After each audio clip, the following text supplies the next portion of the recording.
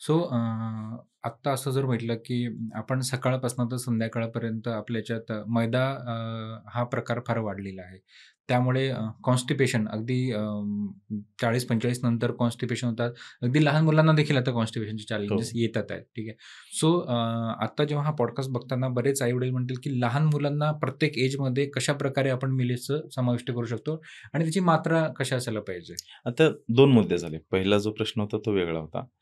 ह्याच्यात काय करायचंय, ज्याला काही डिसऑर्डर नाही, त्याला चांगल्या लाईफस्टाईल जगायची हं. इथून पुढचं. त्याचं जीवन चांगलं सुखकर व्हावं. असं जर आपण विचार करत असू लहान मुलांच्या बाबतीत, तर तुम्ही बेकरी आयटम नाही काढू शकत त्याच्या आरोग्य डायटमधून. डायटमधनं.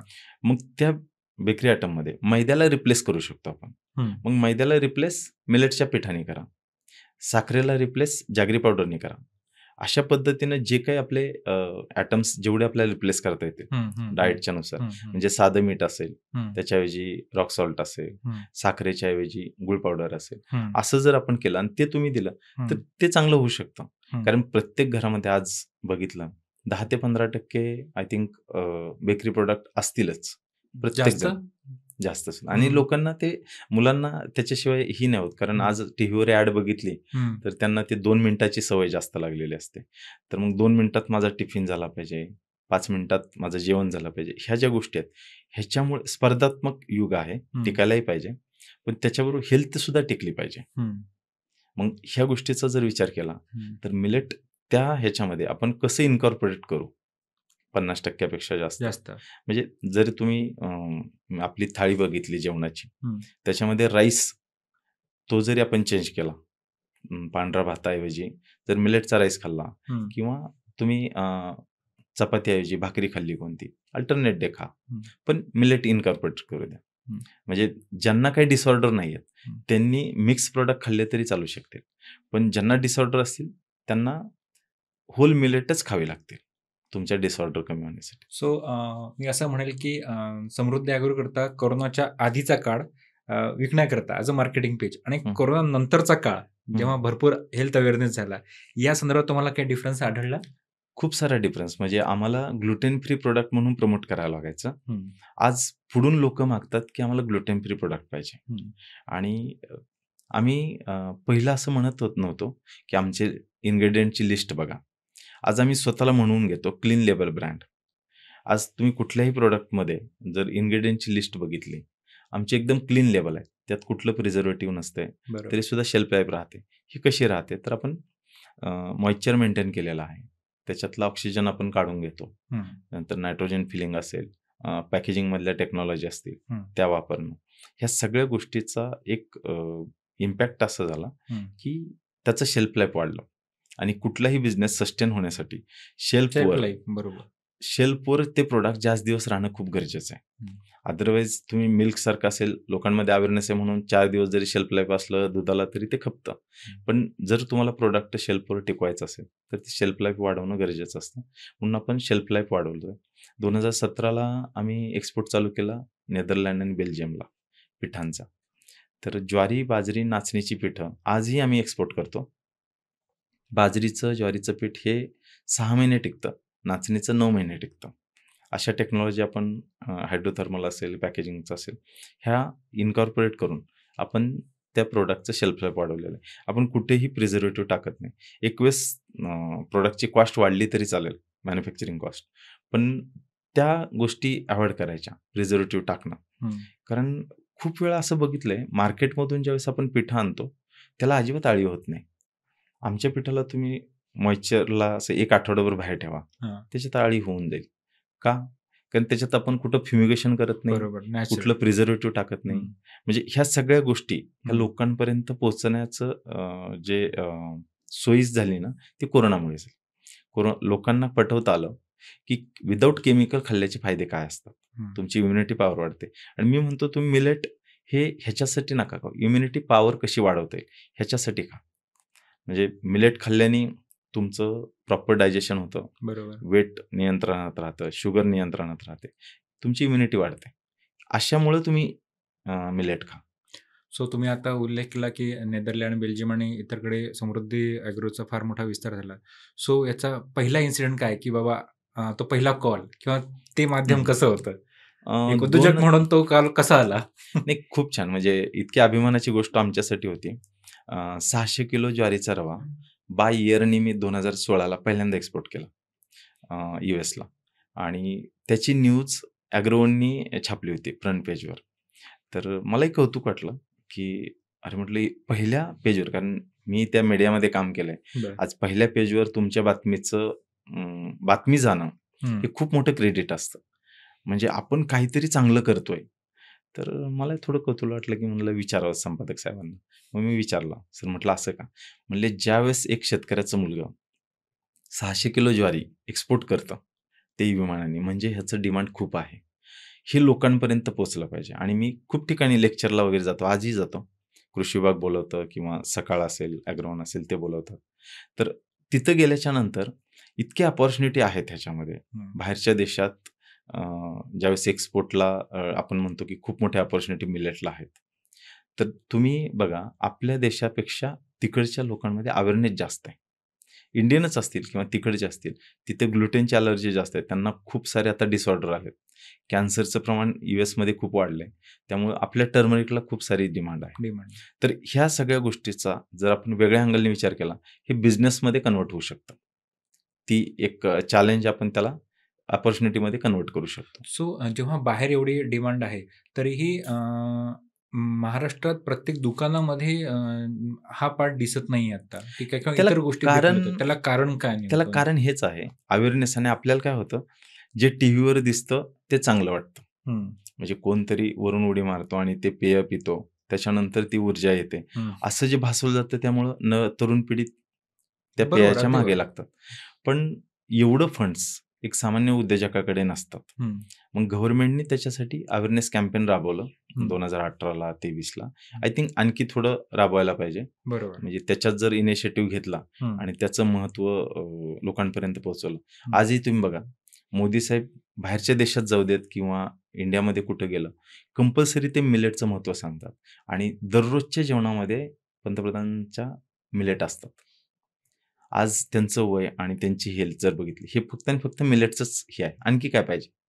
तर असं आपण कुणाला तरी आयडॉल मानून पुढे गेलं पाहिजे. आजकाल काय होतं, जे टीव्हीवर दिसतं, ते चांगलं असतं असा एक भास तयार होतो. हं. त्यामुळे ते लोकं घेतात आणि काही एम-एन-सी मग त्याच्यातून पैसे कमवतात. पण पैशासाठीच जास्त बिझनेस होतोय आजकाल. होतोय आजकाल. हं. अ, पण आता जसं म्हटलं, की एज्युकेशन अवेअरनेस हा फार मोठा पार्ट आहे. सो जेव्हा 2023ला इंटरनॅशनल मिलेट इयर झालं, अ, हा मिलेट उद्योजक ॲज अ फेटर्निटी जर बघितला, हं. तर त्याचा ग्राफ हा कसा आहे पुढच्या काही वर्षांकरता? खूप चांगला मी ह्याच्यासाठी म्हणेन, हं, की डिसऑर्डर काही कमी नाही होणार. बरोबर. त्या वाढतच चाललेल्या आहेत. आणि त्या जर कमी करायच्या असेल, हं. तर मेडिसिन हे त्याला पर्याय नाहीये. तुम्ही प्रत्येकाच्या घरात बघा, ज्याच्या घरात कुठलाही आजार नव्हता, त्याच्या घरी कंपल्सरी डायबिटीज तरी डायबिटीज, आहेच. Pre diabetic. प्री डायबेटिक असतोच असतो. हं, पहिलं आपण म्हणायचो, की शहरातच रोग आहेत, हं, गावाकडे नाही आहेत. हं, आज गावाकडे सुद्धा घराघरात रोग पोचलेले आहेत. रोग हं. इन द सेन्स डिसऑर्डर म्हणतो मी. अगदी, अगदी, अगदी. तर ह्या ज्या डिसऑर्डर आहेत, हं, त्या कुठेतरी कमी झाल्या पाहिजेत हं, आणि त्या कमी कशा होतील? फूड ॲज अ मेडिसिन म्हणून. त्यामुळे तुम्ही फक्त डायट चेंज करा. ऑटोमॅटिक ते वाढेल. पण डायट चेंज करायला मिलेटच आहे. जगामध्ये सगळ्यात जास्त मिलेट प्रोड्यूस करणारा इंडिया आहे. म्हणजे ह्याचा अर्थ तुम्ही विचार करा, जगाला पुरवण्याची क्षमता क्षमता. आपल्या भारतामध्ये. त्यामुळं ही खूप मोठी अपॉर्च्युनिटी आहे शेतकऱ्याच्या दृष्टीनं, हं, शेतकऱ्यांच्या मुलांच्या दृष्टीनं, हं. की त्यांनी ह्या बिझनेसमध्ये आलं आणि छोट्यापासून सुरुवात केली, स्टार्ट. आणि त्याचं ऑटोमॅटिक वटवृक्षात रूपांतर व्हायला काही वेळ लागत नाही. पण ती सुरुवात झाली पाहिजे. पहिलं पाऊल उचललं गेलं पाहिजे हं. आणि ते उचलण्यासाठी गव्हर्नमेंट आता खूप चांगला प्रमोट करते. त्या स्कीम्ससुद्धा आणलेल्या आहेत. म्हणजे 35% पासून 60% पर्यंत सबसिडी आहेत बरं. गव्हर्नमेंट स्कीमच्या. हं, त्याच्यामुळे तो लाभ घेऊन शेतकऱ्याच्या मुलांनी जर ह्याच्यात पुढे गेलं, हं. तर अपॉर्च्युनिटी खूप आहे. पण जेव्हा शेतकऱ्याच्या गव्हर्नमेंट स्कीम येतात, ह्या सर्व गोष्टी येतात, तेव्हा सुरुवातीला अडचणी येतात. प्रोजेक्ट रिपोर्ट बनतो. नंतर यदा कदाचित 2012 साली तुमच्या वेळेस सिच्युएशन वेगळी असेल. हं. आत्ता अगदी वेगळी आहे. बरोबर. हो. पण जेव्हा कुठल्याही आपण बँकेत जातो, तेव्हा तुम्ही हे प्रॉडक्ट तुमच्या वेळेस कुणाला कळत नव्हतं. हं. आता त्याचा भरपूर प्रसार झालेला आहे. पण हं. तरीही म्हणतात, की तुम्ही विपणन व्यवस्था तुमची हो. विक्री आणि विपणन व्यवस्था या प्रॉडक्ट करता, पर्टिक्युलर मिलेट करता अजूनही तेवढी स्ट्राँग नाहीये की ते कशा प्रकारे आपल्याला स्ट्राँग करता येईल? जेणेकरून खूप सारे उद्योग जसा समृद्धी ॲग्रो खूप मोठा वटवृक्षात त्याचं रूपांतर झालेलं आहे. हं. असे महाराष्ट्रात कुठे आणि किती उद्योग उभे राहिले महाराष्ट्राच्या वेगवेगळ्या भागात जर आपण बघितलं तर? नाही, त्याला कारण अवेअरनेसचंच आहे. हं. म्हणजे तुम्ही जर असा विचार केला 2018च्या अगोदर कोण नव्हतं. अगदी कोणीच नव्हतं. 18च्या नंतर मिलेट फ्लेक्समध्ये मॅन्युफॅक्चरिंग करणारे आम्ही 2-3 ब्रँड आहोत. तर हे प्रमाण वाढू शकतं. हं. नाहीच नाही. हे कुठं येतंय, की शिवाजी महाराजांचा जन्म व्हावा दुसऱ्याच्या घरात, माझ्या घरात नाही. ही वृत्ती आहे आजही. ज्वारीची भाकरी दुसऱ्यांनी खावी, मी नको. मला असं वाटतं, की सुरुवात माझ्यापासून झाली पाहिजे. हं. म्हणजे मी अगोदर ते आत्मसात केलं पाहिजे. मिलेटचे प्रॉडक्ट मी खाल्ले पाहिजेत. मग मी शेजाऱ्यांना सांगेन, तो शेजारी त्यांना सांगेन आणि अनुभव आल्याच्या नंतर प्रत्येकजण स्वतः कौतुक करतोच. आज आमचे कितीतरी पेशंट असे आहेत, ज्यांची शुगर 300-400 होती. ते नॉर्मल लेव्हलला आलेले फक्त मिलेट खाऊन. तर ह्याचा इम्पॅक्ट दिसतो. तुम्ही ती डायट चेंज केलं पाहिजे. त्या प्रोसेस फॉलो केल्या पाहिजे. मी नेहमी म्हणतो आहार आणि विहार तुमचा 80-20 चा रेशो पाहिजे. हं. तर ह्या गोष्टी जर जमल्या हं. तर जीवनशैली नक्की सुधारते. आपण बरेचदा ग्लुटेनचा उल्लेख केला. सो हं. नेमकं ग्लुटेन ॲज अ टर्मिनॉलॉजी काय? जर आपल्याला समजून घ्यायची असेल. ग्लुटेन हा प्रोटीनचाच पार्ट आहे. हं. पण ग्लुटेनमुळे काय होतं, म्हणजे एक साधं सिंपल भाषेत जर सांगायला गेलं, गव्हाच्या पिठाचा गोळा करा. हं. तो पाण्यामध्ये टाका आणि त्याला असं चिवडत बसा. ते लास्टला जे प्लास्टिकचं राहतं ते म्हणजे ग्लुटेन. आता आपल्या दात सोडलं तर ह्याच्या खाली अशी कुठली व्यवस्था नाही की ते चर्निंग होईल हं, किंवा हं. ते बारीक ॲटम होतील. हं. ज्यावेळेस आपण गव्हाची चपाती वगैरे खातो, ते ग्लुटेन आतून इंटेस्टाइनला चिकटतं हं. आणि ओबेसिटी असेल, फॅटचं प्रमाण असेल, ह्या सगळ्या गोष्टी वाढतात. कॉन्स्टिपेशनचे प्रमाण वाढतं आणि मग क्लिनिंग व्यवस्था असं काही नाही. आपण जसं गाडी वॉशिंग करतो, तसं आतून वॉशिंग काय करणार? म्हणून आपल्या पूर्वजांनी सांगितलं की 1 दिवस उपवास. हां, एक दिवस उपवास. हां. ती एक क्लिनिंग व्यवस्थेचा एक भागच आहे, असं आपण समजूया. तर असंही जर फॉलो केल्या काही हं. गोष्टी मिलेटमध्ये फायबर जास्त असतं. बरोबर. फायबर ते गोळा करत नेतं, हं. अनसोल्युबल फायबर आणि फायबरमुळं तुम्हाला जी डायजेशन आहे, ते जास्त वेळ तुम्हाला भूक लागत नाही. तुम्ही जर बघा भाकरी खाल्ली ना, जेवढं पोट शरीराला भरलेलं राहतं पोट बऱ्याच भरलेलं वेळेला. राहतं बरोबर. आणि जेवढं मला शरीराला लागते एनर्जी, हं. शुगर कंटेंट हं. ते हळू रिलीज करतं. माणसाच्या किचनच्या फेऱ्या कमी होतात. कमी होतात. म्हणजे स्लो रिलीजिंग कार्बोहायड्रेट आहे बरोबर. ज्वारीमध्ये किंवा बाजरी, नाचणीमध्ये. हं. सगळ्याच मिलेटमध्ये. तसं गव्हामध्ये नाही. त्यांनी शुगर लेव्हल हाईक होते. तांदळामध्ये होते. तर मला असं वाटतं की ह्याचे बेनिफिट्स तर आता सगळ्यांना माहीत झालंय. अवेअरनेस झालाय. ॲक्सेप्टन्स बाकी आहे. हां, हे महत्वाचं आहे. ॲक्चुअली बाहेरच्या देशामध्ये अवेअरनेस बी आहे आणि ॲक्सेप्टन्स बी आहे. आता मी ज्यावेळेस यूएसला पाठवतो. हं. यूएसला 22 स्टेटमध्ये गुडटूथ ब्रँड आहे. आणि आम्ही लॉन्च केला मार्च 23 मध्ये. मार्च 23 मध्ये. सो मार्च 23 ते आज ह्या म्हणजे 1-1.5 वर्षातच खरं तर 22 स्टेटमध्ये पोहोचलो. हं. पण 2012ला सुरुवात करून आम्ही 7 स्टेटपर्यंतच पोहोचलो आपल्या इंडियामध्ये. हा फरक आहे ॲक्सेप्टन्सचा. अवेअरनेस कुणाला नाही, सगळ्यांना माहिती आहे. आजारी पडल्यानंतर ॲपल खावं. पण आजारी पडूच नये म्हणून ॲपल कोण खातो? हां, ती मानसिकताच नाहीये कुठेतरी. म्हणजे तेच मला पोट भरायचं आहे. मग ₹10त काय भेटते? वडापाव. हं. ₹10त ॲपल सुद्धा भेटतं. पण ती मानसिकता नाहीये ॲपल खायची. मला असं वाटतंय ती कुठेतरी मानसिकता चेंज झाली पाहिजे. बरोबर. सो म्हणजे आता आपण नेहमी म्हणतो, की असा तो वारसा चालायला पाहिजे. सो पालकांसाठी काय असा एक उपदेश असेल, की लहान मुलांना जसं मी पण एका मुलाचा पालकच आहे. हं. सो काय आपण कशाप्रकारे ती जीवनशैली त्यांची बदलायला पाहिजे? कारण आत्ता जर बघितलं ते काही घटना माझ्या डोळ्यासमोर देखील आल्या, की मुलांचे टिफिन आता बदललेले आहेत. खूप सारे. प्रचंड म्हणजे यदाकदाचित एक धावपळीची जीवनशैली असेल, त्यांना पालकांना पण आपण दोष देता येणार नाही, बरोबर.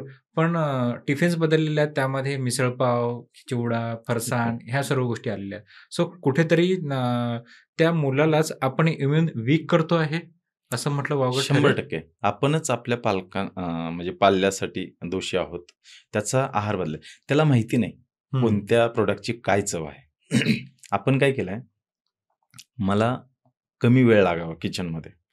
म्हणून मग मी 2 मिनिट, 3 मिनिटावर आलो आणि रेडीमेड जे प्रॉडक्ट मार्केटमध्ये मिळतं ते घेतो आणि मी देत येत होतो.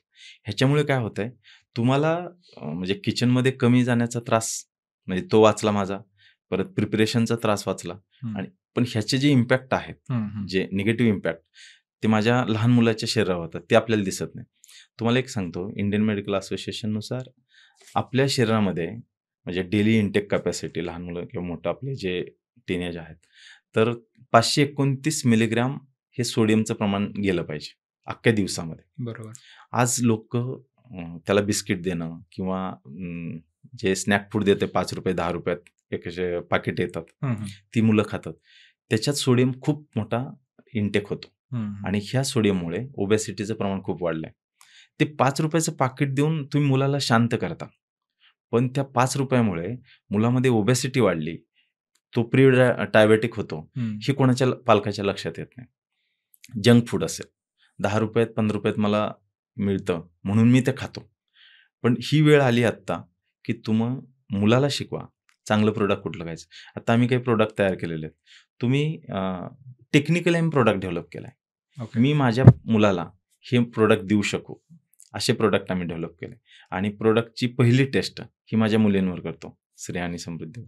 आणि त्यांना जर आवडलं, त्यांना टेस्ट आवडली, त्या गोष्ट आम्ही मार्केटमध्ये आणतो. तुम्ही तुमच्या प्रॉडक्ट जे बनवता ना, ते तुम्ही तुमच्या मुलांसाठी बनवताय. हे जर तुम्ही ध्यानात ठेवलं, तर नक्की पुढचा पालक ऐकेल. आणि मी म्हणतो आज नाही प्रॉडक्ट ॲक्सेप्ट होईल, उद्या तर नक्कीच होईल त्याचा बेनिफिट ऐकून. अगदी. आज प्रत्येक पालकाला असं वाटतं, की माझ्या मुलाची प्रकृती चांगली राहावी. हां, गुटगुटीत दिसलं पाहिजे. गुटगुटीत दिसलं पाहिजे. मग का तुम्ही हे सगळे जे अनहेल्दी प्रॉडक्ट आहेत, हं, ते वाढवा. मला वाटतं आत्ताच्या बजेटमध्ये अनहेल्दी जे प्रॉडक्ट आहेत, हं, त्याच्यावर थोडा टॅक्सेस जास्त लावून ते कसे लोकांपर्यंत पोहोचणार नाहीत, हं. ह्याच्यावर थोडा विचार चालू आहे गव्हर्नमेंटचा आणि खूप चांगली संकल्पना आहे. हो, अगदी. इव्हन न्यूट्रिशनल फॉर्मॅटमध्ये शुगर कंटेंट किती आहे आणि हं. सोडियम कंटेंट किती आहे, हं. ते हायलाइट करणं हायलाइट करा. कंपल्सरी. बरोबर, बरोबर. तर ही अवेअरनेस आत्ता पालकांमध्ये येते. हं, मला खूप आनंदायी गोष्ट एक चांगली जाणवते. ज्यावेळेस आम्ही एक्झिबिशनमध्ये जातो, आता हं. लहान-लहान 5वी-4थीची मुलं, ते बॅक साईडला प्राईस नाही बघत. ते न्यूट्रिशनल व्हॅल्यू चेक करतात. हं, पुन्हा मग त्या नवीन जे पॅकेजिंग आणलंय, हं, ते हं. नवीन पॅकेजिंगवर आम्ही फ्रंटलाच लिहितो, की ह्याच्यात फायबरचं पर्सेंटेज किती आणि प्रोटीन पर्सेंटेज किती. वाह! कारण त्या गोष्टी आज खूप मॅन्डेटरी आहेत, हं, की मी एक गोष्ट खाल्ली, हं. त्याचं माझ्या पोटात फायबर किती गेलं आणि प्रोटीन किती गेलं. म्हणजे शुगर किती गेली, मी सोडियम किती खाल्लं, ह्या सगळ्या गोष्टी ध्यानात आल्या पाहिजे. तुम्हाला खुसखुशीत पाहिजे म्हणून आम्ही खूप मोठा सोडा टाकतो आणि ते आपण खातो. तुम्ही तांदळाची इडली मार्केटमधून आणा रेडी मिक्सचं. तुम्हाला 5 मिनिटात करावी लागते ती. का? एकदम फसफस येतं ते. कारण त्याच्यात केमिकल टाकलेले असतात. तुम्हाला ते लगेच प्रोसेस करावं लागतं. आपल्याला काय वाटतं, चला पोट भरलं माझं. हं. पण त्याचा बेनिफिट नक्कीच काय आहे? तुम्हाला टोटल फिनोलिक ॲसिड किती मिळालं? जे की ज्वारीमध्ये सगळ्यात जास्त मिळतं. आणि टोटल फिनोलिक ॲसिड काय करतं? कॅन्सरला प्रिव्हेन्शन करतं. मला वाटतं ह्या गोष्टी पालकांपर्यंत पोहोचणं गरजेचं आहे, की ज्यावेळेस मी फायबर म्हणून बघतो, हं, मग गहू आणि तांदळामध्ये काय फायबर आहे? हं, ते ज्वारी बाजरीमध्ये किती आहे? नाचणीमध्ये किती आहे? हं. तर ह्या गोष्टी लक्षात घेतल्या पाहिजे. मला कॅल्शियमची गोळी नाही खायची. मला तर calcium as a rich food as म्हणून अ फूड खायचं. म्हणून खायचं. आयर्नची गोळी नाही खायची. आयर्न रिच असणारं फूड खायचं. हे पालकाला पटलं पाहिजे. त्यात मुलाची चूक नाही असं मला वाटतं. मुलगा तर थोडा वेळ रडेल, हं, तुम्ही ते ₹5 पॅकेट नाही दिलं तर. हं. पण त्याला जर समजवलं, की नाही तू हेल्दी फूड खा, सवय लागते. जेव्हा मी लहान होतो तेव्हा 2 शासनाच्या योजना होत्या. एक म्हणजे आम्हाला गुलाबी कलरचं दूध मिळायचं हं. आणि त्यानंतर तांदूळ सुकडी. मिळायचे. तांदूळ मिळायचे. म्हणजे शालेय पोषण आहार होतो. हं. सो आता शासनाने शालेय पोषण आहारामध्ये ह्या सर्व गोष्टींचा समावेश करण्याची वेळ आलेली आहे. ॲक्चुअली जर सांगायला गेलं 2018 पासून त्याच्यावर कमिटी काम करते. बरं. म्हणजे त्याच्या अगोदरपासून बी आहे. पी-डी-एस सिस्टममध्ये हे सगळं टाकण्यासाठी. हं, तर काही राज्यांनी ते टाकलेलं आहे. तुम्ही हो. कर्नाटक उदाहरण घ्या, ओरिसा घ्या, हं, इव्हन ह्याच्यामध्ये आंध्रामध्ये, हं, तामिळनाडू ह्या लोकांनी त्यांची ट्रॅडिशन सोडली नाही. त्यांनी पी-डी-एसमध्ये मिलेटचं प्रॉडक्ट इन्सर्ट केलं. हे खूप जुनं झालं. आपलं महाराष्ट्रात सुद्धा ते चालू आहे. इव्हन आता काही बाय प्रॉडक्ट द्यायला सुरुवात केली काही ठराविक ह्याच्यावर. पण जे गहू आणि तांदूळ देतोय, हं, ते जर बंद झालं, हं. तर 100% आपलं जे फ्युचर जनरेशन आपण एक्झॅक्टली रूट म्हणतो कॉज त्यांना, एनालिसिस जो आपण म्हणतो आहे. हां, ते नक्की चांगलं होईल. आणि कारण गहू आणि तांदूळ हे आपलं मेन फूड नाहीच आहे. नाहीच आहे. बरोबर. तर तुम्ही गहू आणि तांदळाच्या ऐवजी ज्वारीचा शिरा हं. किंवा ज्वारीचा उपमा किंवा नाचणीचा खीर, शिरा असं हं. जर दिलं, हं. तर त्याची हेल्थ खरंच चांगली होईल. आम्ही एक प्रयोग केला होता माल न्यूट्रिशन रिमॉव्हलचा. बरं. मुंबईमध्ये एक जे-जेचे एक डॉक्टर होते आणि रोटरी बरोबर. 6 महिन्याचा तो एक पिरियड होता. 6 महिन्याच्या पिरियडमध्ये आम्ही 7 वर्षापर्यंतच्या मुलांचं माल न्यूट्रिशन कसं जाईल म्हणून एक रागी पिठाचा एक फॉर्म्युला बनवला. इतके चांगले रिझल्ट आले. आत्ता ते फंडिंगला टाकलंय प्रोजेक्ट आहे का? CSR मधून होईल का? बघू, आशा करूया. पण ह्या ज्या गोष्टी आहेत ना, ह्या लोकांपर्यंत, मेन म्हणजे पालकांपर्यंत पोहोचल्या पाहिजेत, की तुम्हाला चांगलं कोणतं आणि वाईट कोणतं.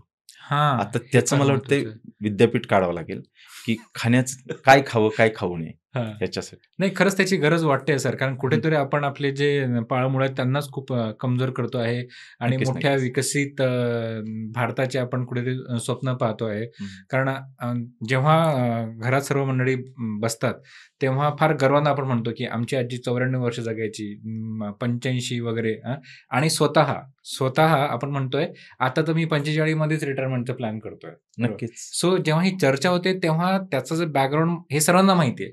हं. बरोबर, चर्चेमध्ये पण जेव्हा इम्प्लिमेंटेशनची ॲक्सेप्टन्स तोच आहे. ॲक्सेप्टन्स आपल्याकडे खूप कमी आहे. हं. अवेअरनेस आहे, पण ॲक्सेप्टन्स नाही. जसं तुम्ही म्हटलं, की आपण आई-वडिलांना किंवा आजोबांना कंपेअर करतो आणि कंपेअर केल्याच्या नंतर ते काय खात होते ते आपण नाही फॉलो करत. आपण टेस्टवर जातो. परत ओके. टेस्ट मेकरवर. अशा ओके. तऱ्हेनं आहे ते. शेतकरी ॲज अ उद्योजक, ही जी संकल्पना आहे, याकरता जी नवीन उद्योजक आहेत, ज्यांचं बॅकग्राऊंड शेती आहे, सो यांच्याकरता काय असा मूलमंत्र असेल आणि काय असं त्यांनी ध्येय ठरवावं आणि त्यामध्ये संयम, जो तुमच्या बाबतीत हो. फार होता आणि तिथपर्यंत तुम्ही मजल मारली. सो तो मूलमंत्र काय असेल? प्रत्येक गोष्ट बघा 3 गोष्टीवर आधारित असते. म्हणजे तुमचा सक्सेस रेशो. कन्सिस्टन्सी, क्वालिटी आणि एफर्ट्स. म्हणजे आपण ज्याला प्रामाणिक प्रयत्न तुम्हाला कंपल्सरी करावं लागतात.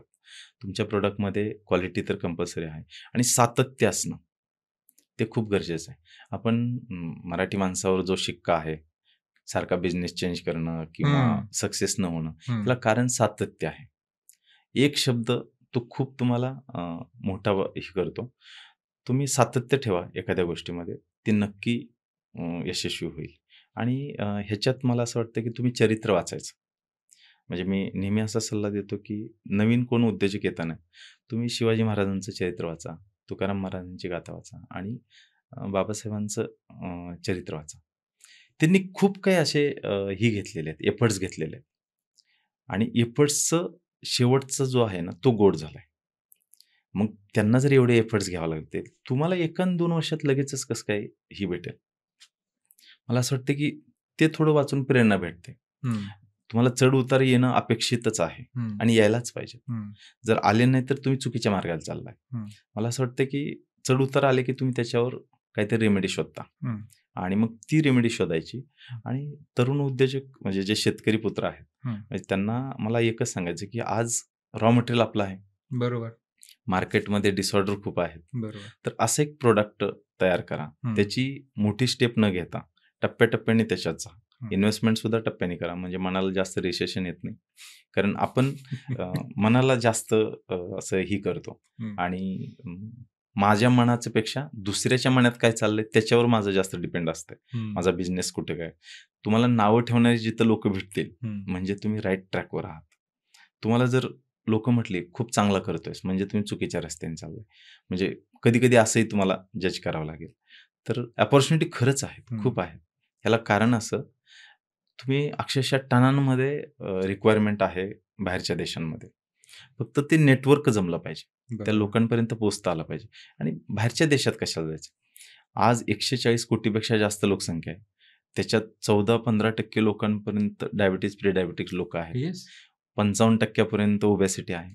एकच डिसऑर्डर पकडा आणि एकाच डिसऑर्डरसाठी आपलं प्रॉडक्ट पोहोचवायचं आहे. त्यातल्या 1% लोकांपर्यंत अख्ख्या आयुष्यात आपण पोहोचलो, आपला बिझनेस सक्सेस झाला. जास्त गरज नाही लोकांपर्यंत पोहोचण्याची. आणि मला वाटतंय किती जरी लोकं ह्याच्यात आली, ही कॉम्पिटिशन किंवा असं काही होणार नाही. स्पर्धा मी येणारच होतो, की स्पर्धा कशाप्रकारे तुम्ही स्पर्धा ॲक्चुअली नसते. स्पर्धा तुमच्या इथिक्सवर असते. तुमच्या प्रॉडक्टमध्ये काय दम आहे? म्हणजे तुम्ही प्रॉडक्ट कसे बनवता? म्हणजे आम्ही एक चॅलेंज देऊन सांगतो. तुम्ही कुठल्याही लॅबमध्ये आपलं प्रॉडक्ट टेस्ट करा. तुमची लॅब आहे माझी एनएबी लॅब. लॅक्रेडिट. तर त्या लॅबमध्ये आमचं प्रोडक्ट टेस्ट केलं. त्याचं 12 ते 18 महिन्यापर्यंत शेल्फ लाईफ आहे. हो. आणि हे कशामुळं घडतं?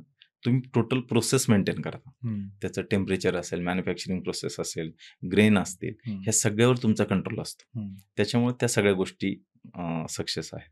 आज आम्ही हे सांगतो, की आमच्या ज्वारीच्या पोह्यामध्ये सगळ्यात जास्त फायबर आहे.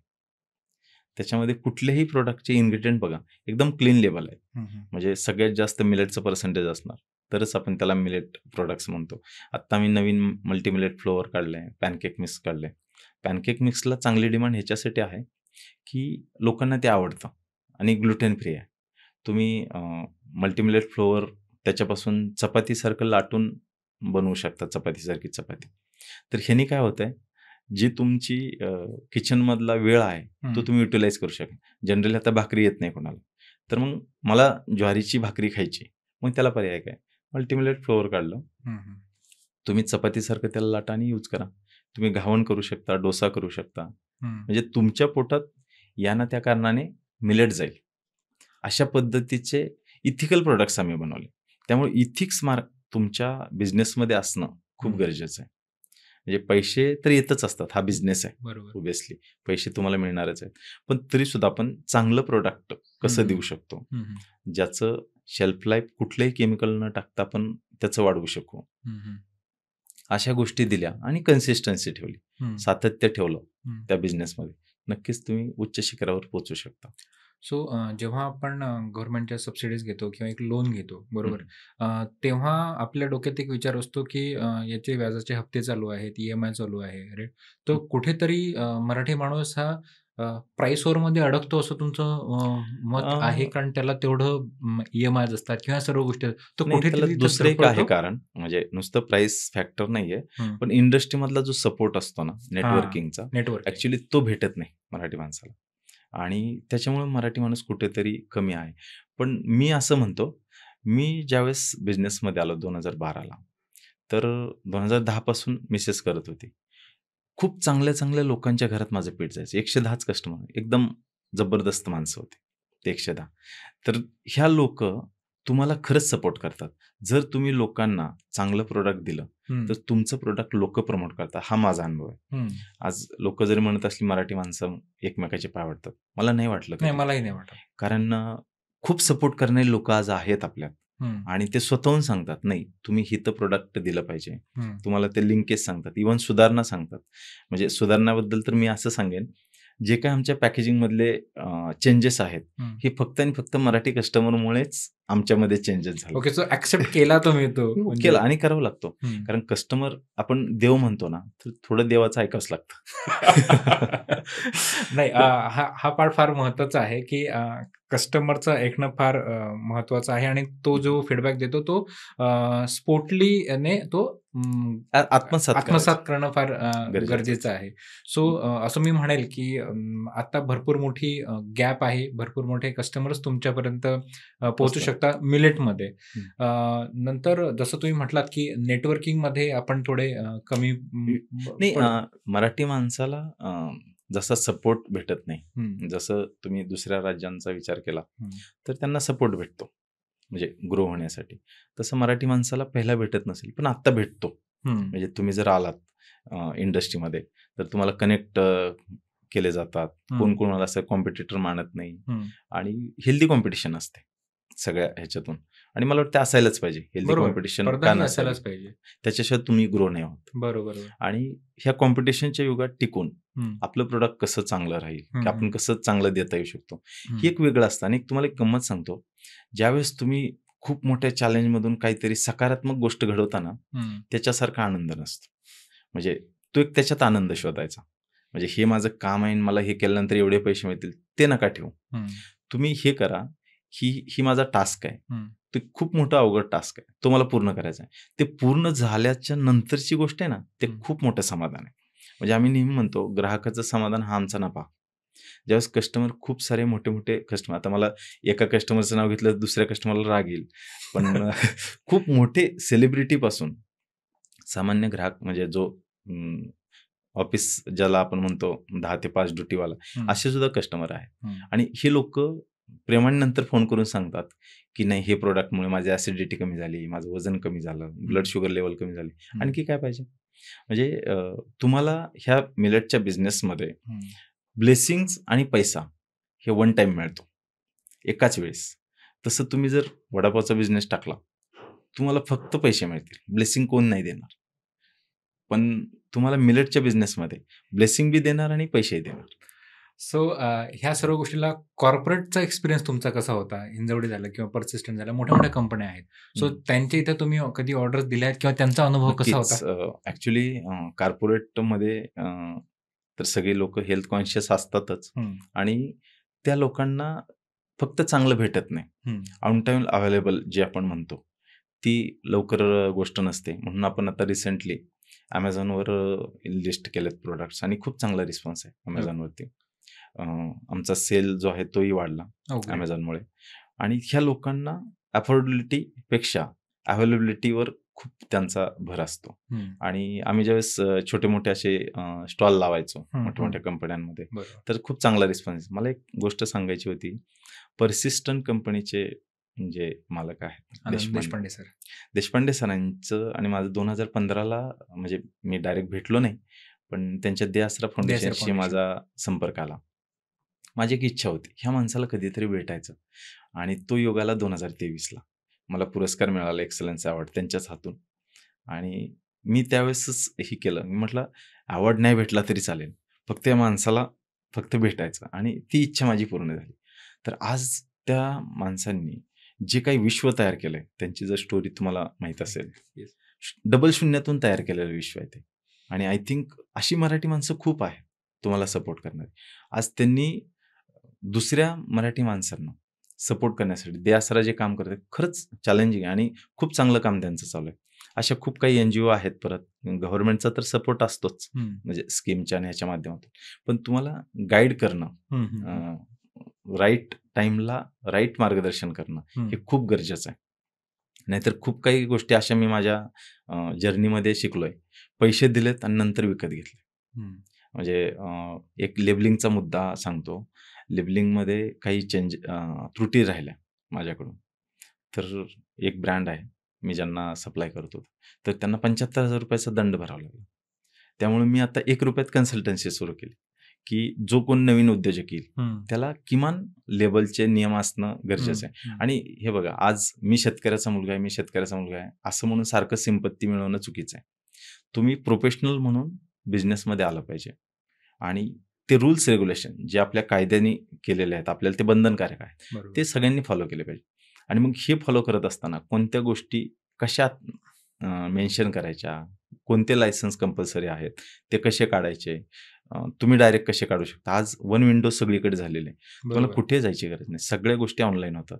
म्हणजे आता मी ॲग्रिकल्चर फील्डचा असल्यामुळे आमचे बऱ्यापैकी मित्र सगळीकडे आहेत आणि मला त्याचा खरंच अभिमान आहे. सगळ्या क्षेत्रात तुम्ही जा आणि ॲग्रिकल्चरचा एक तो बेनिफिट आहे. किती मोठा अधिकारी असला तरी तो आम्हाला लगेचच सपोर्ट करतो. तर तसं तुम्ही शेतकरी कुटुंबातून आला म्हणून जसं आता तुम्ही लॅबमध्ये चालू केलंय, की शेतकऱ्याचा मुलगा असेल तर त्याला ₹2,000 चार्जेस हे घ्यायचं कन्सेशन. तर असे लोक खूप आहेत मराठी माणसाला सपोर्ट करणारे. मला वाटतं अशी एक जर चेन तयार झाली, नक्कीच आपल्यामध्ये उद्योजकता जी आहे, मराठी माणसाला जो शाप म्हणेल नाही म्हणणार मी, पण कमतरता म्हणेल, तर ती पूर्ण होईल म्हणजे नेटवर्किंगच्या माध्यमातून असं. आणि तुम्ही बऱ्याच ठिकाणी स्टॉल्स किंवा इथे जातात तेव्हा कस्टमरचा कसा फीडबॅक येतो? असे काही कस्टमर असतील जे त्यांचा फीडबॅक तुमच्या अगदी कायम लक्षात राहील, की तो न विसरणारा असेल, चांगला किंवा वाईट? नाही, वाईट तर बऱ्यापैकी नाहीच आहे. चांगलाच शिकायला जास्त आहे. खूप लोक सांगतात तुमचं प्रोडक्ट खूप चांगलं आहे. म्हणजे अंजली मुखर्जी मॅडम सगळ्यांना माहीत असतील, त्या सेलिब्रिटी कोच आहेत. त्यांचे CEO मेहता सर. तर त्यांनी माझं पॅकेजिंग जे होतं ते पॅकेजिंग खूप वेगळं होतं ह्याच्यापेक्षा. तर हे त्यांनी करून दिलं. त्यांना माझ्यावर दया आली काय माहिती नाही, पण ते म्हणले प्रोडक्ट खूप चांगलं आहे तुमचं आणि मग पॅकेजिंग असं का करता. त्यांनी स्वतः करून दिलं. नंतर मग ते फॉलो करायला मी सुरुवात केली. तर असे सुद्धा चांगले लोक भेटले, की जे तुम्हाला बिझनेसला सपोर्ट करणं म्हणजे ॲक्सिलेटर आपण जे म्हणतो ना, बरोबर, तो झाला. आणि ह्याचं एक इम्पॅक्ट बी झाला असा, म्हणजे आम्ही इम्पॅक्ट एंटरप्रेन्योर आहोत. आम्ही डेव्हलपमेंट तर आहेच, पण इम्पॅक्ट छाप सोडलेले. तर ह्या अं, शेतकऱ्यांमध्ये हं. किंवा तुमच्या सोसायटीमध्ये आम्ही काहीतरी इम्पॅक्ट केला. ह्याच्यामुळं आम्हाला मागच्या वर्षी एक बुद्ध फेलोशिप असते, हं. बुद्ध इन्स्टिट्यूटची दिल्लीची. बरं. ती 10,00,000ची भेटली. हो, ग्रेट. आणि त्याच्यामुळे आपण जे काम करतोय, हे सोसायटीसाठी आहे, त्याच्यावर एक मोहर उमटवली. आणि मग त्याच्यामुळे आणखी जास्त बळ मिळतं, की नाही तू काहीतरी चांगलं करतोय, हं, आणखी चांगलं कर. हं, त्याच्यासाठी प्रेरणा मिळते. मला वाटतंय बुद्ध इन्स्टिट्यूट खूप जे काही इम्पॅक्ट एंटरप्रेन्योर आहेत, हं. अशा खूप काही फेलोशिप आहेत. बरं. त्याही आता नवीन उद्योजकाला मिळतात. हं, आता ह्या गोष्टी आम्हाला ज्यावेळेस सुरुवात केलं, हं, त्यावेळेस फक्त एकच टार्गेट होतं, की नाही आपल्याला बिझनेस करायचा. काहीतरी चांगलं सोसायटीला द्यायचं आणि करायचं. त्यामुळं फंड आणि ह्याच्या मागे जास्त पडलो नाही. हं. जे बोरकर सरांनी यांनी दिलं आम्हाला 4,00,000च्या मशिनरी त्याच्यात आम्ही सुरू केलं. पण आज खूप काही स्टार्टअप इंडिया असेल, स्किल अप, तर हे स्केल करण्यासाठी तुम्हाला खूप साऱ्या योजना आहेत आत्ता. हं. आणि त्याचा लाभ मराठी उद्योजकाला 100% होतो. आता नवीन एक आलेली आहे महाराष्ट्र स्टेट इनोव्हेशन सोसायटीची. जर 50% वरती महिलांचा शेअर असेल, हं. तर तुम्हाला 5 ते 25 लाखापर्यंत ग्रँट मिळते. बरोबर.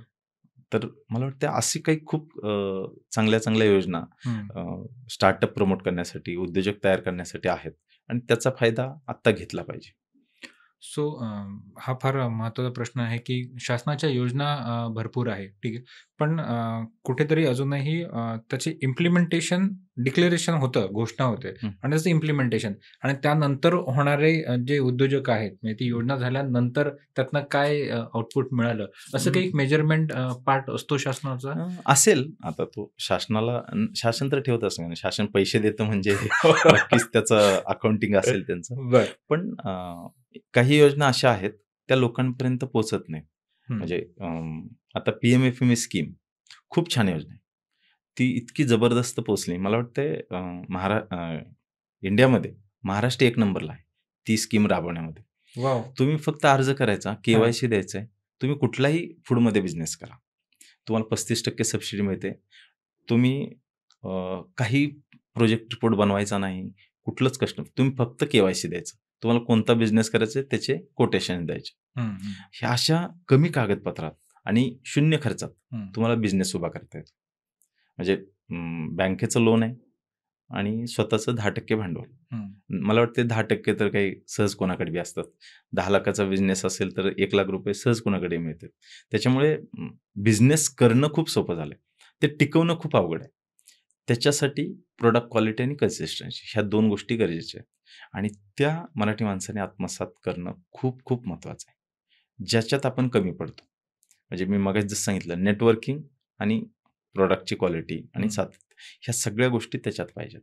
तर मराठी उद्योजक नक्कीच तयार होतील तसे. नाही, अगदी नक्कीच. म्हणजे गेल्या 1 तासापासून हं, आपण बोलतोय. त्यामध्ये एक गोष्ट फार प्रकर्षाने जाणवली, की हं, नेटवर्किंग फार महत्त्वाचं आहेच आहे हं, आणि सातत्य फार महत्त्वाचं आहे. हं. तुम्ही इथिकली बिझनेस करणं खूप इम्पोर्टंट. फार महत्त्वाचं खूप आहे. इम्पोर्टंट. कुठेतरी ते कुठेतरी ढासळून न देण्याचंही एक माझी ॲक्चुअली खरी इच्छा होती माझ्या जर्नीमध्ये हं, टाटांना भेटायची. हं, ॲक्चुअली ती पूर्ण नाही झाली. माझी हं, ती खरंच शेवटपर्यंत ती खंत राहणार आता. हं, हं.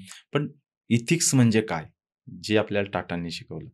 ते प्रत्येक उद्योजकाने जर आत्मसात केलं ना, तुम्हाला काही फरक नाही पडत. किती वादळ येऊ द्या, तुमचा ब्रँड स्टँड राहणार. इथिक्स ह्या एका शब्दामध्ये. बरोबर. हं, सो जसं आता मी म्हणतोय, की प्रत्येक कॉर्पोरेट कंपनीजमध्ये मॅन्युफॅक्चरिंग कॅन्टीन वगैरे ह्या पार्ट असतात. सो हं. कधीतरी असा एक अप्रोच आला, की आमच्या कॅन्टीनमध्ये मिलेटसारखे पदार्थ तुम्ही ठेवा किंवा आपण जर खाली जर गेलो साऊथ इंडिया म्हणजे कर्नाटक, आंध्र प्रदेश इथे, तिथे मिलेट्सचे कॅफेज आहेत, कॅपेसिटी. इडली वगैरे, येस, ठीक आहे. येस. ते अजून कुठेतरी कल्चर महाराष्ट्र किंवा आपण मागे पडतोय नाही किंवा त्याला ती काय अडचण येते? त्याला काय शोकांतिका म्हणू शकता. शोकांतिका आहे की मानसिकता? मानसिक म्हणजे मी ते पुन्हा एकदा मगाशी जसं मानसिकतेवरतीच म्हटलं आलो आपण. ॲक्सेप्टन्स जो आहे ना, एक्सेप्टन्स. तो नाही. आता आम्ही प्रयत्न ही केलाय, एक प्रोजेक्ट बनवलाय. आपण good to eat millet cafe काढतोय हं, आणि त्याच्यामध्ये आपण ज्या स्कीम्स आहेत, एक 25% ते 35% ह्याच्यापर्यंत तुम्हाला सबसिडी मिळेल. आपण 2 बँका फायनल केलेल्या आहेत आणि तुम्हाला 5 ते 7 लाखामध्ये तुमचा कॅफे चालू होतो आणि टोटल म्हणजे डायरेक्ट त्यांनी ओपनिंग करायचं. अशा पद्धतीनं आपण ते बनवलंय आणि हं, त्याचा खूप चांगला रिस्पॉन्स येतोय महाराष्ट्रातून. हं. म्हणजे मी सारखं असं म्हणेल, की साऊथची इडली लंडनच्या ब्रिजवर मिळते. पण आमची ज्वारीची भाकरी महाराष्ट्र बॉर्डर सोडून गेली तरी भेटत नाही वरच्या साईडला. तर हे का? त्याला हां, हे कारण असं, की आपणच आपल्याला प्रमोट नाही केलं. हं, त्यामुळं आम्ही मिलेट कॅफे जो काढलाय, त्याच्यामध्ये इडली, डोसा आणि जे उत्तप्पा हे सगळे मिलेटपासून प्युअर प्रॉडक्ट असतील आणि हे लोकांपर्यंत पोहोचवायचे. जर लोकांना अवेलेबल झाले, तर नक्कीच ते ₹10 ते खाण्याच्या ऐवजी ₹20 ची इडली नक्की खातील. हं. फक्त पोहोचवणं गरजेचं आहे आणि ह्याच्यातून 2 गोष्टी घडतायत. एकतर एम्प्लॉयमेंट जनरेशन होतंय आणि रेव्हेन्यू जनरेशन होतंय. म्हणजे तुम्हाला गावातच आज तुम्ही प्रत्येक गावात बघा, तांदळाची इडलीचे हॉटेल्स आहेत. आहेत ना, आहेत मग नक्कीच. आज जर त्या तांदळाच्या इडलीला आपण जर ज्वारीच्या इडलीनं, नाचणीच्या इडलीनी किंवा दुसऱ्या मिलेटच्या इडलीनी हं. जर रिप्लेसमेंट करू शकलो विचारच खूप मोठा आहे. आणि ह्याच्यातून वेल्थ प्लस हेल्थ ह्या दोन्ही गोष्टी घडतायत. मग त्याच्यामुळे मला असं वाटतं, की अ, हा प्रोजेक्ट आमचा नक्कीच चांगला आहे आणि त्याच्यासाठी काही संस्था आहेत त्याही सपोर्ट करायला तयार आहेत. हं, आम्ही 2 बँकांशी बोललोय. हं, बँक रेडी आहे. हं, तुमचं फक्त सिबिल चांगलं असेल, तर बँक लोनपासून प्रपोजल वगैरे सगळं आपण ते तयार करतोय. हं. सो जसं म्हणतोय, की आपण शालेय पोषण आहार पुन्हा मी त्या मुद्द्याकडे आलो, की शासनाने पण कुठेतरी आता त्याला राबवणं काळाची गरज झालेली आहे आता. शासनाने सुरुवात केली काही स्तरावर. हं. काही किंवा ठिकाणी इम्प्लिमेंटही केलेलं आहे. हं, काही प्रॉडक्ट देणं असेल बिस्किटच्या स्वरूपात, बारच्या स्वरूपात, हं, तर मिलेट प्रॉडक्ट इन्क्लूड झालेलं आहे. तर हळू होईल ते. पण हं. सुरुवात झाली असं म्हणायला हरकत नाही. वाह! म्हणजे हं. पण पी-डी-एसमध्ये गहू तांदूळ बंद व्हावा अशी इच्छा आहे. बघूया काय होतंय. नाही, हा फार चांगला विचार आहे, की कुठेतरी तो पार्ट आपण अव्हॉइड केला कारण कुठेतरी आपण पाळमुळं वीक करतो आहे आणि जसं कोरोनामध्ये सर्वांना कळलं, की यावरती औषध नाही. म्हणून आपण घाबरलो आणि याच्याकडे वळालो. इम्युनिटी हेच औषध आहे. इम्युनिटी कशी वाढेल? चांगलं अन्न. चांगला. चांगलं अन्न म्हणजे श्री अन्न. ह्याच्या सारखं दुसरं कुठलं अन्न नाहीये. हं. त्याच्यामुळे इम्युनिटी वाढवायची असेल, तुम्हाला चांगलं लाईफस्टाईल जगवायची असेल, तर श्री अन्नाला पर्याय नाहीये. हं. असं. इव्हन शालेय अभ्यासक्रमात देखील याचं महत्त्व अगदी लहानपणापासून तर 10वी पर्यंत असणं असं वाटतं हे इम्पॅक्टफुल ठरेल. 100% कारण आज बघा मोठ्या-मोठ्या शाळांमध्ये लहान मुलं खेळता-खेळता म्हणतात, "pizza is the best, I want to taste." म्हणजे त्यांनी पिझ्झाला प्रमोट करण्यासाठी स्लोगन बनवल्या आणि ते पिझ्झा प्रमोट झाला. मला वाटतंय असं सुद्धा करावं लागेल. आमची ज्वारी जगात भारी हं. असं काहीतरी एक स्लोगन म्हणून. टी-शर्टवर लिहून गेले आता आमची ज्वारी जगात भारी. तर असं थोडं एक क्विज बनवून किंवा संडे व्हा मंडे हां. जसं एक प्रमोट एक झालंय. प्रमोट झालं. तर तसं मिलेट प्रमोट होण्याची गरज आहे हं. आणि एक इंडिव्हिज्युअल एंटरप्रेन्योर नाही करू शकत ते. बरं. तर ॲज असोसिएशन कम्युनिटी किंवा असोसिएशन. कम्युनिकेटर हं. आमचा तेही प्रयत्न चालू आहे. आपण एक असोसिएशन बनवली हं. मिलेटची हं. Smart project under. तर त्याचाही प्रोजेक्ट तोच चालू आहे, की मिलेट प्रमोट झालं पाहिजे. त्याचं महत्त्व प्रमोट झालं पाहिजे. हं. आणि एकदा महत्त्व प्रमोट झालं, हं. की ते कसं डिसऑर्डर कमी करतं, ऑटोमॅटिकली लोकं त्याला ॲक्सेप्ट करतील. नाही, माझी तर अशी इच्छा असेल, की आज कॉर्पोरेटमध्ये बरेचसे कॅन्टीन्स आहेत, हजारो कॅन्टीन्स पुण्यामध्ये आहेत. हं. त्यांनी प्रत्येकाने आठवड्यातनं 2 किंवा 3 वेळा हं. मिलेटचा पदार्थ जरी त्यांनी सांगितलं, की आज आम्ही मिलेट उपमा देतोय, इडली देतोय, हं. तरी मला असं वाटतं, की भरपूर उद्योजक तयार होतील. तयार होतील. मी तर म्हणजे आपला जो कॅफेचा कन्सेप्ट आहे ना, हं, तो आमचा प्लॅनिंगच ते आहे, की जे कॅफेटेरिया असतो हं. आय-टी कंपन्यांमध्ये तिथे लावायचा बरोबर. आणि तिथून तुम्ही इडली एकदा सर्व्ह करा. तुम्ही एकदा मिलेटची इडली खाल्ली, तुम्ही नंतर तांदळाची नाही खाणार. ह्याला कारण असं आहे, जी टेस्ट आहे ना, हं. तांदळापेक्षा मिलेटची इडलीला खूप चांगली आहे. आता हे नुसतं बोलून नाही होणार. तुम्हाला एकदा खाऊन बघितल्याच्या नंतर समजेल. वाह! आता तुम्ही गव्हाची चपाती खाल्ली हं. आणि ज्वारीची भाकरी खाल्ली. आपल्याला जास्त भावतं कोणतं? ज्वारीची भाकरी. त्याच्यामुळे हे खाल्ल्याच्या नंतर जो आपण अनुभव म्हणतो ना, हं, हं. तो घेतल्याच्या नंतर लोकं 100% वळतील. सो या सर्व याच्यामध्ये सरोजिनी फडतरे ज्या तुमच्या पत्नी आहेत, यांचं कसं योगदान आहे? हा फार महत्त्वाचा ॲक्चुअली त्यांचं कसं योगदान आहे म्हणण्यापेक्षा त्यांचंच जास्त योगदान आहे असं मी म्हणेन. कारण स्टेक्समध्ये. नाही ॲक्चुअली बिझनेस जो होता, हां. आयडिया वगैरे सगळी तिची होती पहिल्यांदा आणि मी जॉइन केले. म्हणजे आज आम्ही ऑफिशियल बोलायला गेलो तर 25% शेअर माझे आहेत. ओके. 75% तिचेच आहेत. फक्त काय होतं मार्केटिंग हा पार्ट माझ्याकडे. कम्युनिकेशन, मार्केटिंग, नेटवर्किंग आणि मॅन्युफॅक्चरिंग, प्रॉडक्ट डेव्हलपमेंट सगळं ते पाहतात. हं, स्टाफचं वगैरे. हं. सरोजिनीचं शिक्षणच ह्याच्यातलं झालंय हं, होम हं, हं, सायन्स. हं. मग प्रोडक्ट बनवणं, त्याची टेस्ट कशी एन्हान्स करता येईल विदाऊट प्रिझर्व्हेटिव्हची. तर ह्या गोष्टी तिनं आत्मसात केलेल्या आहेत आणि लोकांपर्यंत पोहोचण्याचं कसं, हं. ते हे मी केलंय. ओके. कारण सो यामध्ये कधीतरी पोलीस दलासोबत काम करण्याचा अनुभव आला ज्यांना हो, खूप इड सारा. इड खूप सारा. त्याबद्दल मला ऐकायचं. 2015ला सकाळनी तंदुरुस्त बंदोबस्त म्हणून एक संकल्पना राबवली होती. तंदुरुस्त बंदोबस्त. बंदोबस्त. वाह! जनरली काय होतं, आज जर आपण पोलीस बांधवांचं बघितलं, हं. 24 तास ड्युटी करावी हो, लागते अगदी खरंच. आणि त्यांना मग जे मिळेल त्या हं, चौकात ते खाल्लं जातं. हं, तर मग आम्ही कॅम्पेन राबवलं पुणे शहरासाठी, हं, की आपण हेल्दी फूड देऊया. मग आम्ही मिलेटची इडली दिली, ज्वारीची इडली. मग फ्रीमध्ये सगळ्या पोलिसांना वाटली. तर ह्याचा एक इम्पॅक्ट असा झाला, की हेल्थवर किती चांगलं आहे, ह्याचं आम्ही महत्त्व लोकांपर्यंत पोहोचवलं. आणि जस्ट गेल्याच वर्षी 2023ला आमचे मित्रच डी-सी-पी होते. त्यांच्या माध्यमातून बोराटे साहेब किंवा माझे एक दुसरे मित्र आहेत, राजा सर, आय-ए-एस आहेत ते, आय-पी-एस. तर ह्या लोकांच्या माध्यमातून हे जे डी-सी-पी आहेत, ह्यांच्या माध्यमातून प्रत्येक पोलिसाला एक मराठी पी-पी-टी तयार केली, की तुम्हाला मिलेटचं महत्त्व काय आणि आत्ता जी काही आपल्याला व्याधी असतील, हं, डिसऑर्डर आहेत, हं, हं, त्याच्यावर मिलेट कसं फायदेशीर आहे हं. आणि मग मी नेमका मिलेटचा वापर कसा करू शकतो. तर आम्ही एक अशी 40-45 पेजची पी-पी-टी बनवली आणि ती सगळी सर्क्युलेट केली मोबाईलवर सगळ्या पोलिसांना. तर त्याचा एक इम्पॅक्ट असा झाला, की त्यांना सुद्धा ते कॅन्टीनमध्ये प्रॉडक्ट असणं, ज्वारीमध्ये आणि आता तर गव्हर्नमेंटने 30% कंपल्शनच केलं मिलिटरी किंवा पॅरामिलिटरी फोर्सेसमध्ये. हं. माझे क्लासमेट खूप सारे एस-पी किंवा डी-सी-पी आहेत, काही कमांडो आहेत. तर आम्ही त्यांच्याबरोबर टाय केलंय. तुम्ही जे गव्हाची चपाती खाता, त्या गव्हाच्या चपातीमध्ये किमान 30% रागी मिक्स करायची. बरं. म्हणजे तुमचं पोटात रागी जाईल. कारण लगेच तुम्ही शिफ्ट नाही होऊ शकत. नाही, म्हणजे आपले बदल हा टेस्ट बड अवघडच. हां, टेस्ट बड आपले बऱ्यापैकी डेव्हलप झालेले असतात. बरोबर. तर तुम्ही त्याला कसं अनुरूप करू शकाल हं, हं, हळू-हळू टप्प्याने. हं, हं, मग 30% परत 50% करता येईल. हं, 100% नंतर होईल. हं, आणि हे टप्प्याचे बदल गव्हर्नमेंट खूप चांगलं करत आहे. हं, बऱ्यापैकी आता लोकं कन्व्हर्ट झालेत आणि त्यांना त्याचं महत्त्व समजलंय. हं. तुम्ही जर पोलीस दलाबद्दलचं बघितलं, शुगर आणि बीपी हे 2 कॉमन फॅक्टर असतात बरं. बऱ्यापैकी. म्हणजे मी तर असं म्हणेल, की 60-70% लोकांना हा प्रॉब्लेम असेल. कारण ट्रेस आणि ड्युटी 24 अवर्स ह्या गोष्टीमुळे त्यांच्या हेल्थच्या खूप तक्रारी असतात. तर त्याला पर्याय एकच स्त्रियांना आणि ते तुम्ही ह्याच्यात इन्कॉर्पोरेट करा. जे आपला दुपारचा टिफिन असेल, संध्याकाळचा टिफिन असेल, ह्याच्यामध्ये करा. चिमणीसारखं जगायचं. थोडंच खायचं, थोडं-थोडं चांगलं चांगलं खायचं. खायचं. असं. सो जर मिलेट कॅफे जर समजा ही संकल्पना अस्तित्वात आली, हं. तर ज्या भागात किंवा त्या एरियात जो बंदोबस्त असेल, तिथनं त्या मिलेट कॅफेमधून नक्कीच एक सर्व्ह करता येऊ शकतं सर्व्ह करता येऊ सगळ्यांनाच. शकते. ही आमचं संकल्पनाही फार प्लॅन छान आहे. आत्ता 14 लोकांच्या इन्क्वायरी आलेल्या आहेत. हां. आपण त्याच्यावर प्लॅनिंग करतोय आणि ते कॅफे हं. आपण जास्त करून लेडीजला चालवायला देणार. बरं. कारण माझा एक असा अनुभव आहे, की लेडीज उद्योजका म्हणून खूप सक्सेस असते.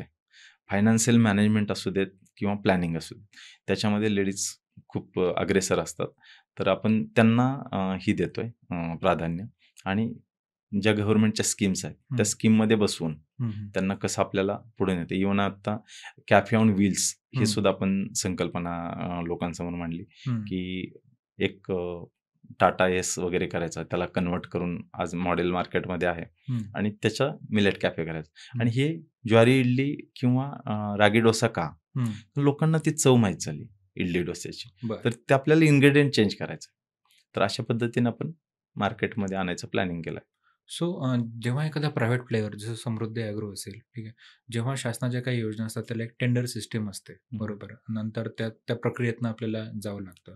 सो मग तिथे पुन्हा एकदा किमान किंमत, कमाल किंमत जास्त नाही. याच्यामध्ये कुठूनतरी सुवर्णमध्य काढून अशा काही योजना आपल्याला सरकारसमोर राबवण्याचा काही तसं तर आहे प्लॅनिंग. हं, पण प्रत्येक योजनेला थोडा कालावधी जातो. हं, म्हणजे लगेच ती योजना कागदावर आली की लगेच इम्प्लिमेंट होते असं नाहीये. हं, हं, त्याच्यात डूज डोंट्स भरपूर असतात. हं. माझं तर प्लॅनिंग तेच चालू होतं. अंगणवाडीमध्ये जे पोषण आहार दिला जातोय, बरोबर. त्याच्यामध्येच ज्वारीचा उपमा हं, इन्सर्ट करायचा. हं, जी लोकल आपलीच मुलं आहेत, हं, त्यांना चांगलं न्यूट्रिशियस फूड मिळू शकतं हं, आणि फायबरस आहे.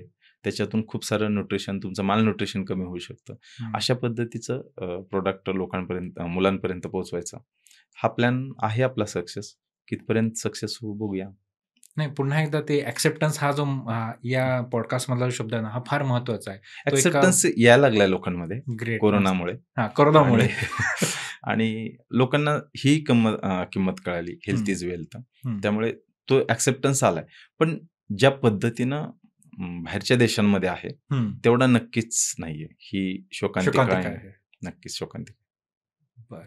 सो आज आपण जर कन्क्लूड करतो आहे किंवा की बाबा की शासकीय कॅन्टीन असतील किंवा या कॉलेजेस असतील किंवा ज्याला आपण गव्हर्नमेंट हॉस्पिटल्स म्हणतो, ठीक आहे. हं. तिथेही न्यूट्रिशनिस्ट हा एक वॉर्ड असतोच तिथे हो. चांगलं देण्यासाठी. तर तिथं जर आपण श्री अन्न, इडली, मिलेट जे आहेत ते जर आपण राबवायला लागलो तर मला असं वाटतं की आपली डिमांड भरपूर आहे आणि सप्लाय सप्लाय हा नाही, त्याची सुरुवात झाली असं म्हणायला हरकत नाही. याचं एक कारण सांगतो. आत्ताच्या बजेटमध्ये जसं मिनिस्टरनी मानलं, की अनहेल्दी फूड्सवर टॅक्स वाढवायचा. ह्याचा अर्थ काय? हेल्दी फूडला प्रमोट करायचं.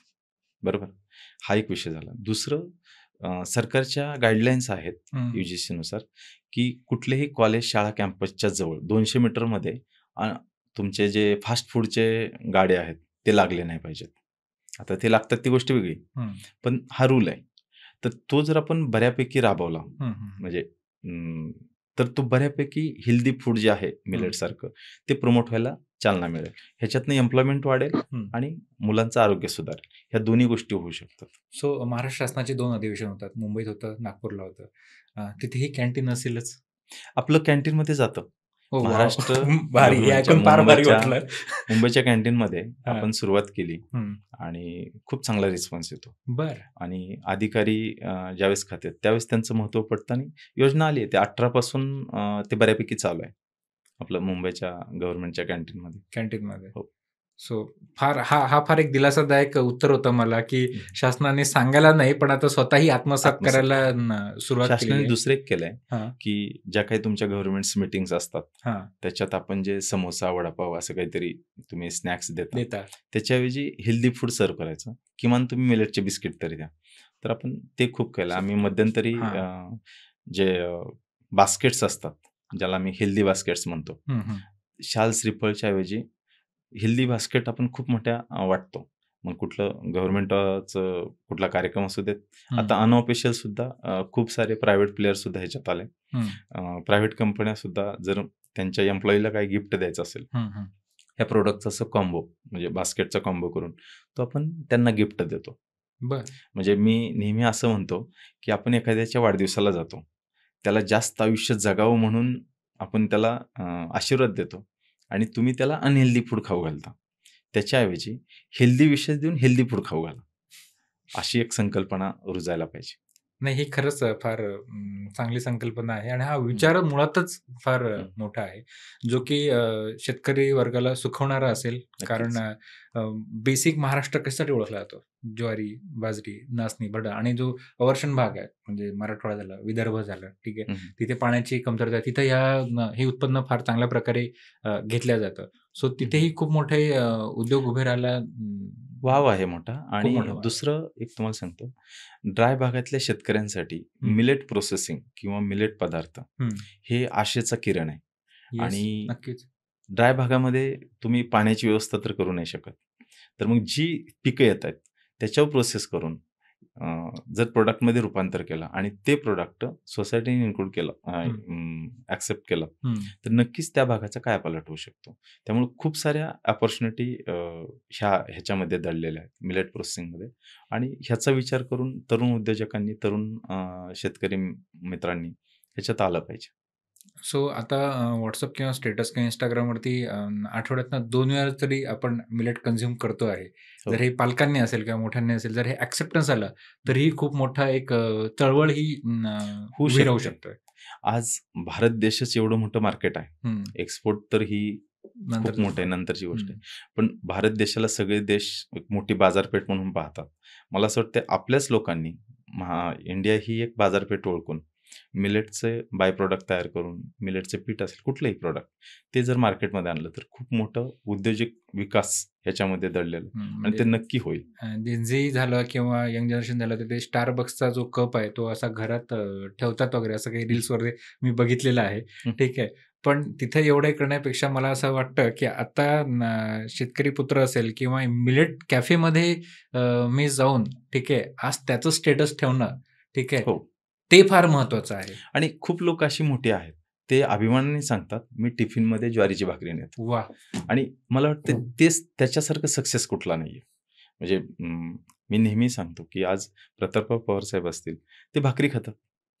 मोठे-मोठे उद्योजक बघा तुम्ही. म्हणजे ती लोकं भाकरी खातायत. सामान्य माणूस चपाती खातो. चपातीचा म्हणजे गव्हाचा रेट बघा, ज्वारीचा रेट बघा. बघा. श्रीमंत कोण? ज्वारी खाणारा. मग तुम्ही ठरवायचंय श्रीमंत म्हणून घ्यायचं का गरीब म्हणून घ्यायचं? पहिला जमाना होता ज्वारी खाणाऱ्याला गरीब म्हणायचं. आता जमाना असा आहे ज्वारी खाणाऱ्याला श्रीमंत म्हटलं जातं.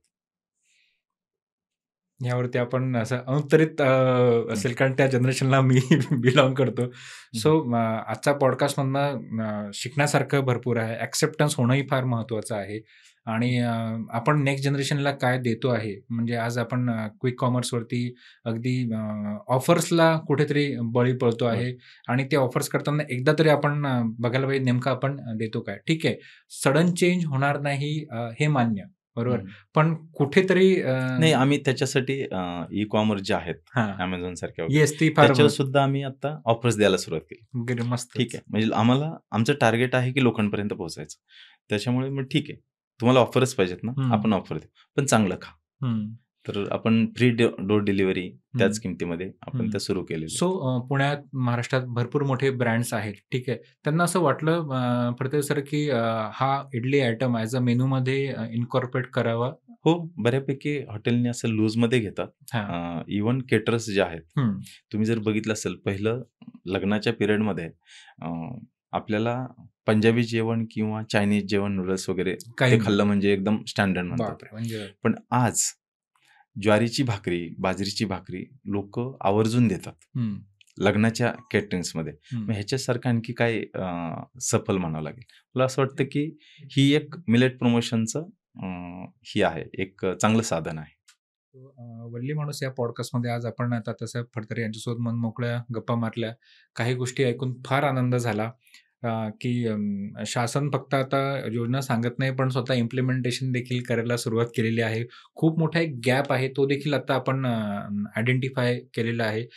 समाज आता ॲक्सेप्ट करतोय. तर कोरोनाने काय शिकवलं, जर आपण सकारात्मक विचार जर केला, तर आरोग्याबद्दल कशी काळजी घ्यायला पाहिजे हे आपण त्यामधनं शिकलो आणि आजचा पॉडकास्ट एकदा कधी बऱ्याच लोकांपर्यंत जाणार असं मी अपेक्षा करतो. सो हॅशटॅग कुठलातरी कॉफीचा मग ठेवण्यापेक्षा हॅशटॅग वल्ली माणूस मिलेट. भाकरी, हॅशटॅग कृषीपुत्र, हॅशटॅग दादासाहेब फडतरे हे जर मला पुढच्या काही काळात जर दिसले तर फार हे अभिमानास्पद गोष्ट आहे आणि सर जसे म्हटले की sir as a impact player म्हणून त्यांना तो अवॉर्ड आणि ती फेलोशिप मिळाली. तसंच वल्ली माणूस हा देखील पॉडकास्ट जो आहे आमचं जे ध्येय आणि धोरण आहे की कुठेतरी एक अवेअरनेस स्प्रेड करणं, छाप सोडून जाणं, तुमच्या कुठेतरी बॅक ऑफ द माइंडमध्ये असणं की आपण नेमकं करतो काय? खरंच आपण योग्य वळणावरती चाललो काय? तर असे बरेचसे पॉडकास्ट आपण येत्या पुढच्या काळात सादर करणार आहोत. सो फडतरे सर, आपली पुन्हा एकदा एक भेट होईल. त्यामध्ये मला येणारे रिस्पॉन्सेस मी तुम्हाला नक्की शेअर करेलच नक्कीच. आणि आपण पुन्हा एकदा भेटू. पण नेक्स्ट टाईम आपण सरोनीताईंना देखील इन्व्हाईट करूयात आणि नक्कीच. तो माझ्यासाठी देखील एक गौरवास्पद आणि अभिमानास्पद तो दिवस असेल. जाता एक शेवटचा प्रश्न. असा कुठला दिवस जो कधीही विसरणार नाही आणि अशी कुठली कौतुकाची थाप जी कायम स्मरणात राहील? 2022ला नोव्हेंबरमध्ये पहिल्यांदा राजभवनमध्ये जाण्याचा योग आला. आम्हाला महाराष्ट्र शासनाचा फर्स्ट प्राइज भेटलं मिलेट एंटरप्रेन्योर म्हणून स्टेट लेव्हलचं ₹1,00,000 अवॉर्ड. मला पैशापेक्षा डोळ्यातून पाणी ह्या गोष्टीचं आलं, की राजभवनात एंट्री होणं ही सोपी गोष्ट नव्हती.